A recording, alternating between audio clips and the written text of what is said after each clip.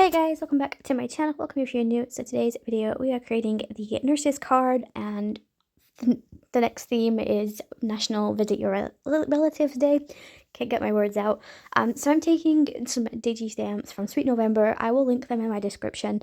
I try not to go out and buy too many stamps for specific themes, and a digital way is a great way to actually do something like that. You could use coloring pages, anything really would work.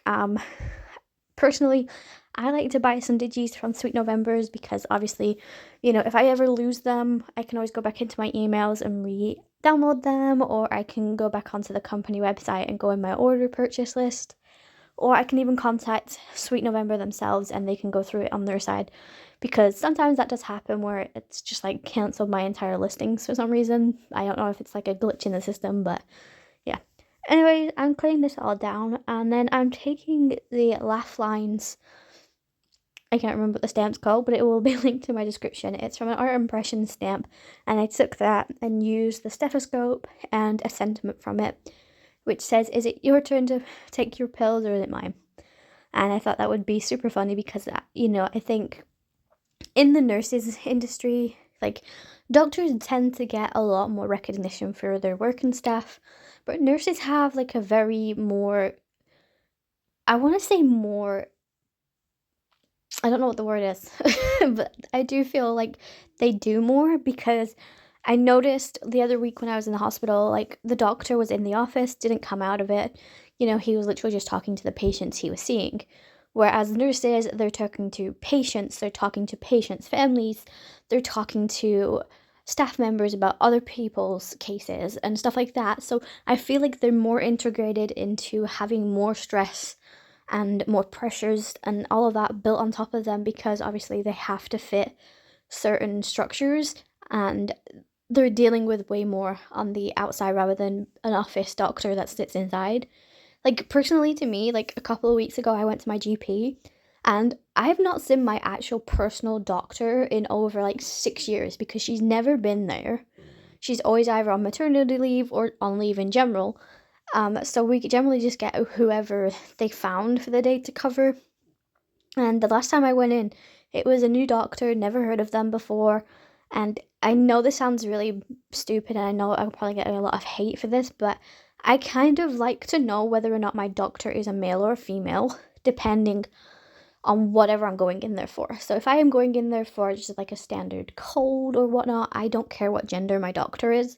But if I'm going in there for something like, like a period issue, or, pregnancy issue or something like that, I prefer to have a female doctor, because they have more of that empathy, because they may have experienced it or known someone who's experienced it, whereas I find a male doctor doesn't necessarily have that much of an empathy structure to it.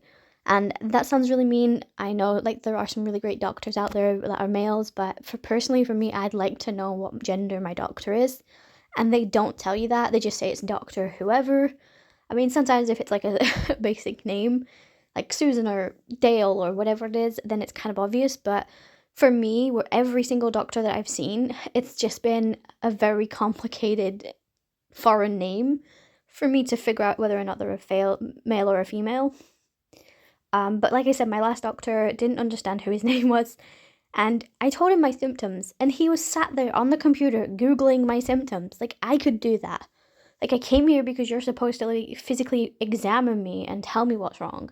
Like, you're supposed to have a medical degree and all of that, and it kind of made me question whether or not this person was qualified in order to do whatever to me. So literally, his advice was to take some paracetamol, see how it got on, and then go to my A&E department whether or not it got worse.